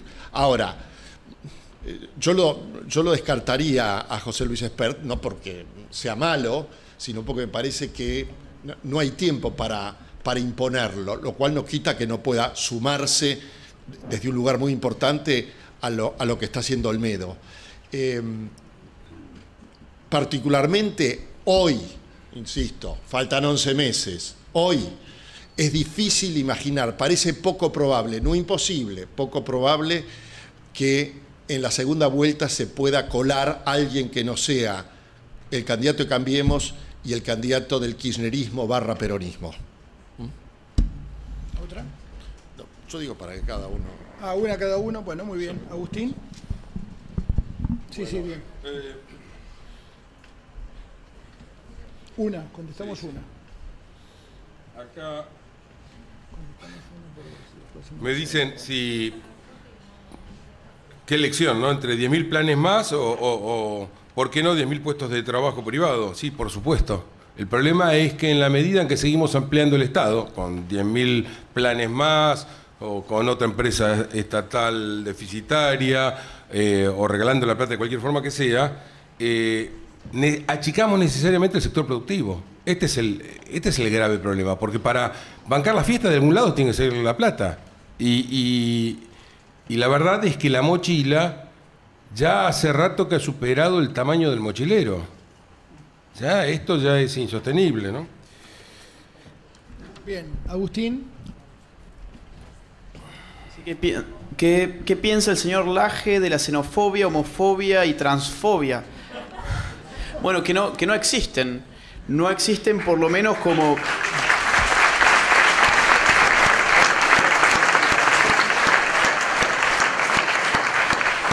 Miren, a ver, antes en el plano de las ideas, de la política, cuando uno tenía aversión con un conjunto de ideas o con una cosmovisión, se usaba el prefijo anti. Uno era antiliberal, antinazi, antifascista, antinacionalista, antiperonista, etc. Ahora está muy de moda y es muy peligroso, a mi juicio, esto de la fobia, porque la fobia no deja de ser, en términos estrictos, un trastorno psiquiátrico. Entonces, lo que hace esta gente es no simplemente expresar que está en desacuerdo con la posición de uno, sino que la posición de uno es parte de un trastorno mental. Entonces, por ejemplo, tenemos el caso de hace algunos días, no sé si ustedes lo vieron, de esta señora que se casó con una estación de trenes y que salió en Diario Clarín, y Diario Clarín nos hablaba de que esto era un caso de objetofilia. Si yo me río de eso, o yo digo que no comparto que lo suyo con la estación sea un matrimonio, yo que soy un objetofóbico ahora. El tema de la fobia, lo más curioso es que es esgrimido por aquellos que se dicen los militantes de la tolerancia, de la mente abierta, de la pluralidad, pero que patologizan a todos aquellos que no piensan como ellos. Y las fobias se están expandiendo por todas partes. Ahora salió, y La Nación dio cuenta los otros días de eso, la gordofobia. Ahora que las gordas no puedan estar con las tangas de Victoria's Secret, es un caso de gordofobia. Bueno, para mí esto es un absurdo, es una de las políticas culturales más exitosas de los progres, porque lo que hacen es justamente poner en lugar del enfermo mental a la persona que simplemente no piensa como ellos. Gracias, Agustín. Nicolás. Bien, a mí me han hecho bastantes preguntas similares, entonces por ahí unifico una o dos y respondo porque es sobre el mismo tema. Una dice, ¿qué posibilidades hay de que se presente una lista celeste en las PASO de Cambiemos? Miren, no sé, Lo que sí me parece es que un partido celeste no puede circunscribirse solamente a la defensa de la vida desde la concepción, a la cual adhiero plenamente. Un partido político tiene que tener un plan económico, un plan de política internacional, un plan de políticas públicas y, por supuesto, un plan cultural y un plan de salud pública al que adhiero, que es la defensa de la vida desde el primer momento. Creo que el Partido Celeste tiene muy buenos propósitos, creo que tendrían que ampliar su carta orgánica o sus principios. Y después me preguntan si considero que la postulación de Esper sería contraproducente para una derecha unificada. Y bueno, si va por separado, sí sería contraproducente. Esper tiene un problema para mí, y para mi juicio, que es el siguiente. Para mí la economía, yo soy partidario de la economía de mercado, pero la economía es un instrumento. Entonces, a la hora de hacer alianzas políticas, podemos discutir más o menos un programa entre los economistas de cada partido y armar un programa conjunto. El problema que tiene Esper es que se ha manifestado en favor del aborto, hasta donde yo tengo entendido. De manera tal que es casi, para muchos sectores, eso es un dogma innegociable. Y ese es uno de los grandes problemas que él tiene para tejer alianzas. Uno puede armonizar con otro partido en función de un programa económico, pero en función de un punto tan sensible, a él lo limita mucho en armar alianzas de cara a su proyecto político. Gracias. Vicente, vamos por la segunda ronda. Esta creo que ya la contesté, pero hablando de opciones reales y tangibles, ¿cuáles son? Expert, Olmedo, ¿qué más? De momento, Olmedo. No por preferencia, hay que pensar lo que significa montar una campaña política y pagarla. Dos, ¿cómo se pueden eliminar los planes sociales? Bueno, yo no soy un experto en esto, pero lo que sí digo, y este es un pecado inconcebible de este gobierno, a diferencia de Chile, de Brasil, que lo han hecho, cuando uno paga, y además las cantidades que se pagan por planes sociales, lo primero que tengo que tener es un censo. Tengo que saber quiénes son, dónde están y cuánto voy a pagar. 3 años y el censo no existe. Sin censo esto es imposible de eliminar. Gracias. Agustín. Sí, acá me preguntan si existe alguna forma de pedir deuda sin entrar, comprometerse en temas de aborto e ideología de género. Sí, por supuesto que el tema es que cuando uno va con la escupidera, las exigencias son las que sean. Que tampoco, acá creo que está un poco exagerada la cosa, ¿no? Por lo menos no está escrito con letra de molde que el Fondo Monetario pida el aborto, cosas por el estilo. Ahora sí, el tema en género sí hay alguna presión. Pero me interesa mucho más de esta pregunta, decir que a mí lo que me interesaría es que no se tomara deuda, sobre todo para lo que se toma la deuda en la Argentina, que es para fumárnosla. Tomamos la plata para gasto ordinario, para gasto corriente, para pagar sueldo, para pagar la luz, el gas. Sí, nos dicen que tal es para hacer el dinero fungible, entonces uno puede decir que la plata que tomó es la con la cual están haciendo la ruta tal. Mentira, eso lo podrían hacer con los fondos que recaudan. En realidad la plata estamos tomando porque nos gusta gastar de más. Y nos gusta gastar de más en gasto ordinario. No, el gobierno otra ficción que hay, es que está gastando mucho por la obra pública. Miren, les quiero comentar, acabemos con el verso la obra pública representa 2,4% del total del gasto. ¿Ok? Por supuesto, ha sido muy eficiente en hacer obra pública, no lo estoy discutiendo eso. Lo que sí digo es que la causa por la cual el gasto crece no es el gasto de capital, ¿sí? Y acá otro me pregunta sobre si se puede cambiar un gobierno dejando de pagar impuestos. Miren, lo que yo sí creo que hay que hacer es que acá, de alguna forma, los ciudadanos tenemos que rebelarnos contra el amo, porque no somos ciudadanos. Somos esclavos, somos siervos. Tenemos que rebelarnos. No sé, esto no puede seguir así.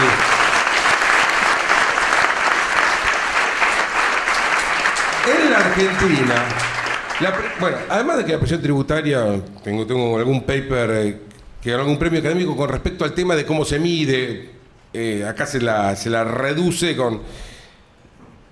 es aplastante, asfixiante.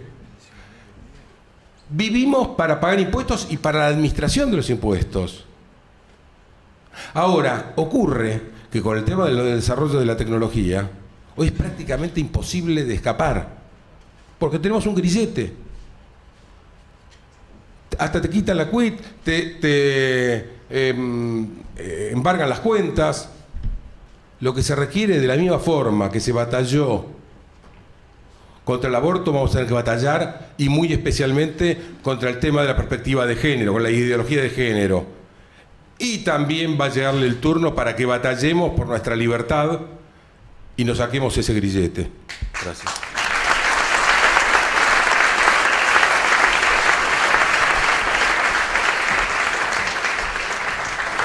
Bueno, de las preguntas que me han dado, hay 4 que apuntan a lo mismo, y es a vincular la ideología de género con la sobrepoblación mundial. Miren, yo era un poco escéptico frente a este tema. De hecho, en el libro negro no hablamos prácticamente de eso, pero visto y considerando las presiones internacionales que este año se han vivido en Argentina en el sentido del aborto, entiéndase, por ejemplo, la tapa verde o la contratapa verde de The New York Times, financiada por Amnistía Internacional, cuando le dijo la Cámara Alta al pueblo no al aborto, al día siguiente la ONU expresó su malestar de forma pública. Empecé a reconsiderar la cuestión, empecé a investigar lo que tiene que ver con el informe Kissinger de los 70, y ahí está todo, realmente. Efectivamente hay sectores que consideran una amenaza el ritmo de crecimiento de la población mundial. Esto fue un informe clasificado que se hizo público hace no muchos años, está allí para quien quiera verlo. Quien lo lea va a encontrar todo lo que estamos viviendo hoy, escrito en los 70, y quien quiera leer, por ejemplo, las discusiones en el marco del Fondo de Población de la ONU, se va a dar con exactamente lo mismo. No es una coincidencia tampoco que en el Cairo y en Beijing, estamos hablando del año 1994 y 95, la ONU asumiera la llamada perspectiva de género, empezar a hablar lisa y llanamente de los derechos sexuales y reproductivos, o sea, aborto. Y no es una coincidencia que a partir de entonces se empezara a hablar en la misma ONU de la peligrosidad de la cantidad de gente que tiene este mundo. Así que yo creo que la ideología de género tiene muchos tentáculos, tiene muchos intereses de mucho tipo, y uno de ellos, sin lugar a dudas, tiene que ver con este, y este interés está en la base del apoyo que la ideología de género goza de los organismos internacionales. Bien. Nicolás, por favor. Bueno, también me han hecho varias preguntas sobre la cuestión militar y los juicios. Varias, y la verdad que es un poco largo, voy a ser muy sintético. Los juicios son inconstitucionales. La ley se sometió y se subordinó al poder político cuando Néstor Kirchner decidió de facto cambiar a los jueces y poner otros 4 jueces para anular leyes y para llevar adelante una cacería de brujas ideológica que violó el ne bis in idem, el principio de retroactividad ante la ley, el principio de cosa juzgada, etcétera, etcétera. De manera tal que los juicios son absolutamente inconstitucionales. Esto no lo puedo explicar y desarrollar ahora. Solo les puedo decir que los mismos fundamentos y argumentos por los cuales yo considero que la persecución a las Fuerzas Armadas es inconstitucional, yo sé que a muchos esto no les va a gustar. Si mañana un gobierno tuviese las agallas de perseguir a los guerrilleros, yo creo que tampoco valdría esa persecución porque serían inconstitucionales, porque los guerrilleros fueron amnistiados por Cámpora, amnistiados por Viñones e indultados por Menem. De manera tal, y además en la década del 70 no existía el concepto de lesa humanidad y no se puede juzgar un hecho conforme a una ley que no existía al momento en que esos hechos ocurrieron. Quiero decir esto, que son inconstitucionales no por mis preferencias ideológicas, sino por un análisis meramente jurídico. Es una vergüenza que Cambiemos no cambió. Y después una pregunta colateral muy rápida: ¿por qué María Eugenia Vidal no vetó la ley de los 30.000 desaparecidos? No sé por qué no lo hizo, seguramente por corrección política. Se refiere a una ley que obliga a todos los funcionarios bonaerenses, cada vez que se hable del tema de los 70, mencionar que hubo 30.000 desaparecidos. Esto es una ley en donde el Estado se contradice a sí mismo, porque la Secretaría de Derechos Humanos del gobierno de Cristina Kirchner reveló en el año 2015, y después lo ratificó el actual secretario de Derechos Humanos, Abrug, que los desaparecidos durante el proceso de reorganización nacional son 6.400. Por eso que una ley obligue a los funcionarios a esbozar una cifra que el propio Estado contradice es uno de los tantos disparates que no nos podemos explicar.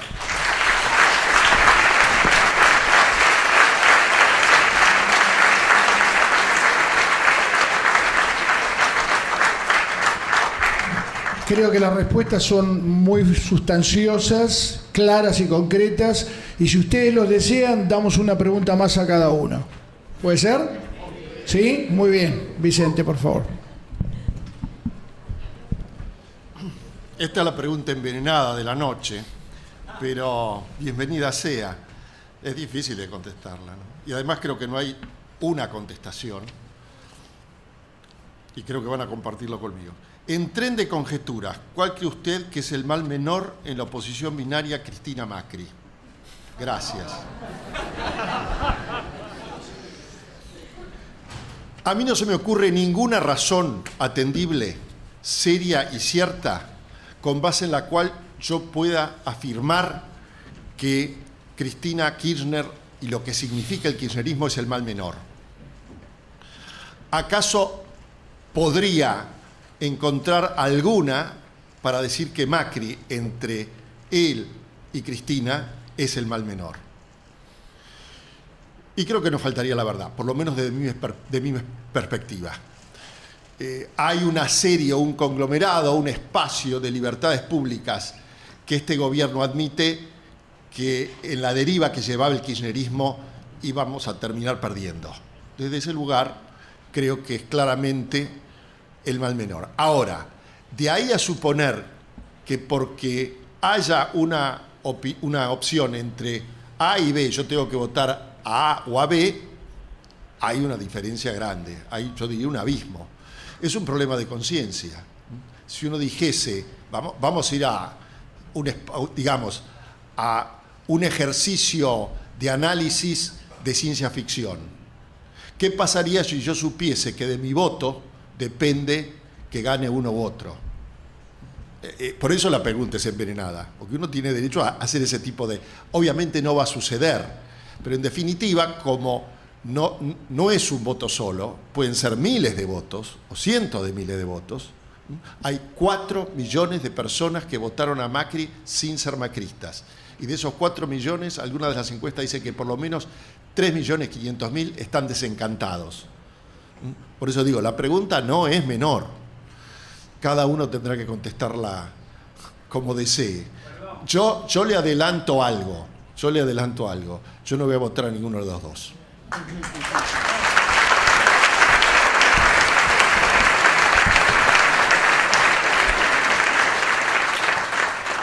Tengo otras preguntas con respecto a los impuestos y los servicios, la relación con los servicios que da el Estado.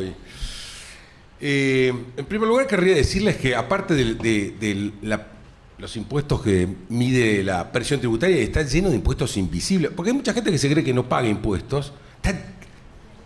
Todos estamos plagados de impuestos invisibles, aparte de los que son ostensibles, de los que sabemos que pagamos, ¿no? Lleno de paraimpuestos, de obligaciones de todo tipo, que en realidad son todas tasas que van a parar al Estado. Ahora, con respecto a este tema de los servicios, ¿no? Es muletilla el tema de que, bueno, por los malos servicios que nos da el Estado argentino, realmente la presión debiera ser un poco más baja. No, muchachos, discúlpenme, para mí el Estado no da malos servicios. El Estado es mi enemigo realmente hoy en la Argentina.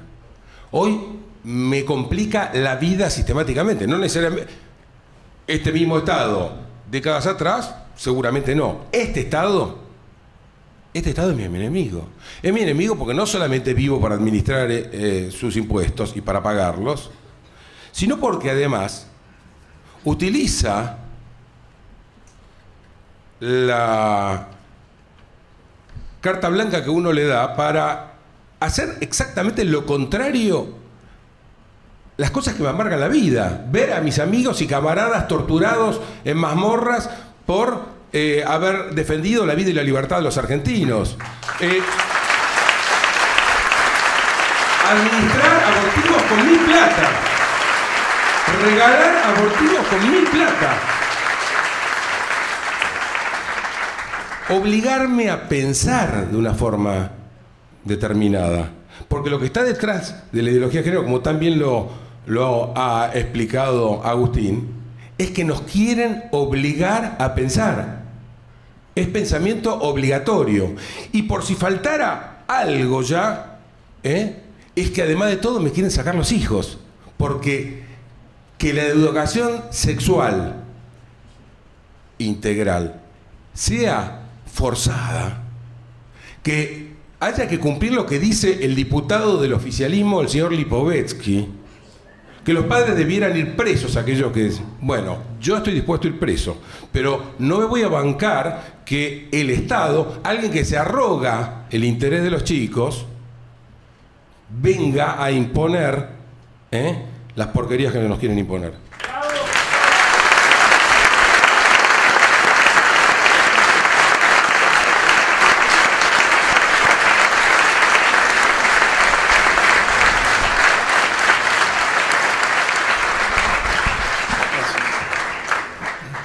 Bueno, yo iba a leer una que tiene mucho que ver con lo que Agustín dijo, así que muy resumidamente dice así: Agustín, en Brasil impera el lema conservadores en las costumbres, liberales en la economía. ¿Por qué es tan importante esto? Bueno, por lo que acaba de enunciar Agustín. Sin una conservación de las costumbres, hoy no podemos conservar la libertad. Y es algo que muchos liberales, los llamados liber progres, no entienden. No entienden que si no se conservan instituciones de la sociedad civil, como la familia, por ejemplo, no hay libertad posible porque el individuo queda atomizado en una relación inmediata con el Estado y el Estado puede hacer de ese individuo un títere. No hay cuerpos intermedios, no hay libertad. Hay simplemente sujetos que dependen directamente de la política.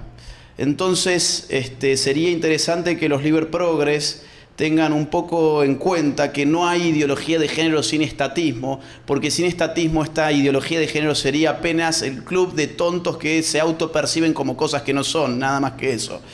Pero si me dan un minuto, porque ya estaba dicho esto, acá alguien me dice, ¿qué le digo a mis compañeras cuando me argumentan que existe el patriarcado? El patriarcado. Bueno, yo les diría que vayan a los datos duros, es decir, el patriarcado, ¿qué sería? Sería un sistema basado en la diferencia sexual en la cual el hombre domina necesariamente a la mujer en todos los ámbitos. Eso es, por ejemplo, el patriarcado según Kate Millett, una feminista radical de las más importantes de Estados Unidos de los 70. Ahora bien, si vamos a la realidad, a los números, a los datos empíricos, nos encontramos con una situación no blanca ni negra, sino gris. La realidad no es blanca ni es negra, sino es gris. Algunos de estos datos. Los hombres tienen 5 años menos expectativas de vida que la mujer hoy en día y no obstante se jubilan más tarde. 2. Las tasas de suicidios en los hombres son 8 veces más altas que las mujeres. 3. Entre el 70 y el 80% de los homeless, las personas sin techo, son hombres. El 82% de los accidentes y muertes laborales son hombres. Ya van muertos 2.000 obreros en las construcciones para la Copa del Mundo del año 22, ¿es? 22, por ahí yo de fútbol no sé nada, así que no sé ni cuándo es. El 87% de los homicidios en Argentina son contra hombres. Pero bueno, estamos todos expectantes cuando se trata de otro género. El 90% de la tenencia de los hijos tras una separación, la justicia se lo otorga a la mujer. En 33 países hoy es legal el castigo corporal y en la mayoría de ellos es solamente contra hombres. El trabajo forzado femenino se prohibió por la Organización Internacional del Trabajo en 1930 y se ratificó por 178 países, y el masculino recién en el 2015 y se ratificó por un país. Hay un 33% más de mujeres que se egresan de las universidades en comparación con los hombres. Y para un mismo delito, las mujeres en general reciben penas menores, según estudios que se han hecho en varias universidades. Es decir, yo no vengo acá con estos datos a afirmar que estamos bajo el yugo femenino de un matriarcado. No, digo, guarda, la realidad no es blanco ni negro, es gris. Entonces, a tu compañera o a tu amiga que te salte con esto, dale datos duros para que entiendan que afortunadamente las mujeres en muchas situaciones están mucho mejor que los hombres.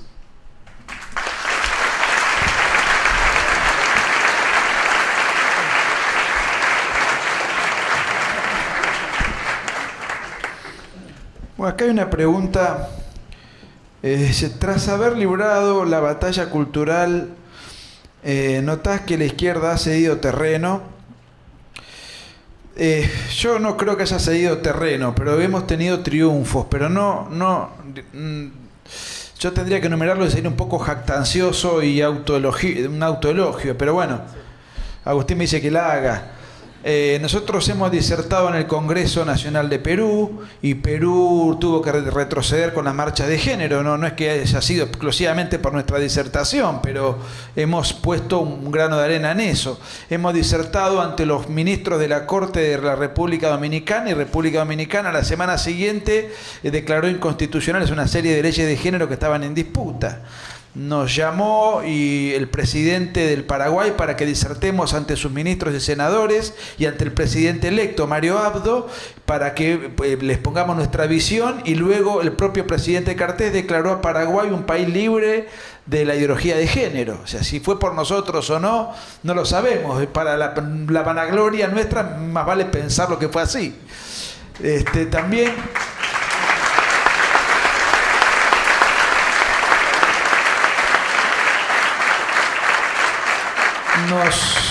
Nos presentó un libro un candidato a presidente que tenía una banca que era una banca única, era un monobloque.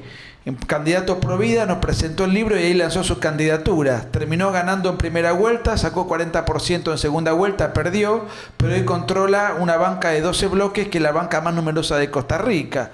Entonces, a ver, yo no creo que estos sectores cedan políticamente, pero que hemos logrado hacer retroceder, empujar por lo menos en muchos lugares de América Latina. También disertamos en el Congreso de la Nación de Colombia.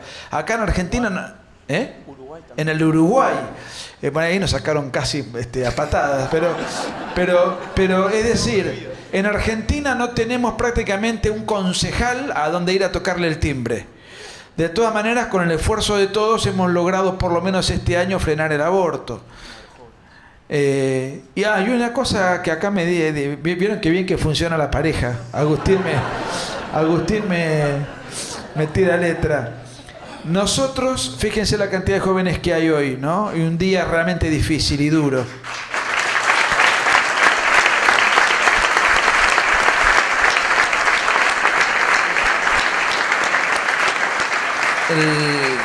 El libro que sacamos, el libro negro de la nueva izquierda, lo presentamos con Gerardo Palacio Hardy, que también nos ayudó en su momento a sacar el libro. Lo presentamos con él en el Círculo Militar. Había también un lindo auditorio, pero ¿cuál era el promedio de edad, Gerardo?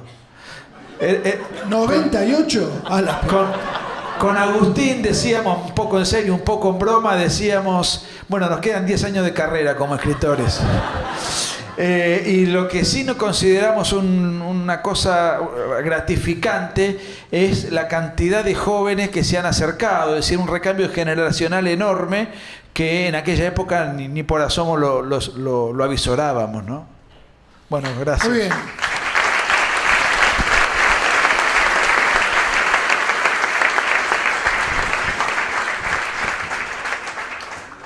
En primer lugar, yo tengo que dar mi personal agradecimiento a los 4 disertantes por este privilegio de haber tenido esta coordinación. Creo que la palabra moderación es un poco hasta peyorativa, pero esta coordinación me he sentido yo personalmente muy a gusto. Y por supuesto agradecer en nombre del Partido Demócrata Nacional haber aceptado esta convocatoria. Quiero que ustedes sepan, como todo el auditorio, que esta conformación reciente del Partido Demócrata Nacional es una vieja ilusión que tenemos muchos de los que aún estamos presentes durante 70 años que tuvo esa desaparición en 1943 y que luego durante muchos años, desde los 73 a la fecha, hemos estado luchando para verlo realidad. Hoy nuestro partido tiene un lineamiento ideológico claro, las banderas son las mismas de siempre, la unidad familiar, la defensa de los valores, el retorno a las viejas enseñanzas, lo que hace la consolidación de una sociedad como la Argentina.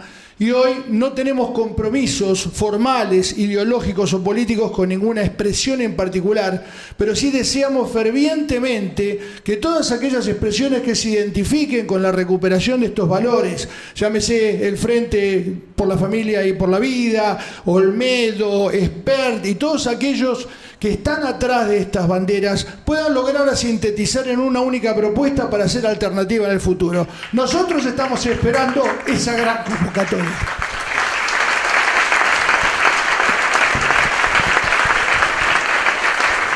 Invito por favor a Andrés Grau, Alberto Allende Iriarte, Alberto Arancibia Rodríguez y Oscar Arévalo, representantes de los 4 distritos visitantes, a hacer la entrega a los 4 expositores, por favor, de un reconocimiento muy modesto, pero sí que testifica y gratifica nuestra expectativa de esta gran convocatoria. Muchas gracias a todos ustedes, muy gentiles por la presencia.